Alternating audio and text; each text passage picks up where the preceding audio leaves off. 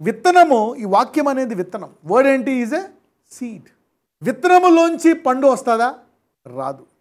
విత్తనం ఏం చేయాలా? ముందు అది నాటాలా, నీరు పొయ్యాలా, అది మొక్క అవ్వాలా, చెట్టు అవ్వాలా. ఆ చెట్టు కాలం వచ్చినప్పుడు అప్పుడు ఆ ఫలము వస్తుంది. ఇది ఆత్మీయ చెట్టు. పరలోక సంబంధమైన చెట్టు వేరు. పరలోక సంబంధమైన చెట్టు తెలుసా మీకు? 12 నెలలు కాపు కాస్తుంది. ఓకే, ఈ భూలోక చెట్టులాగా వెయిట్ చేయాల్సింది. అది ఎదగడమే ఆలస్యం. The heavenly tree once it grows it will give you fruit at any time.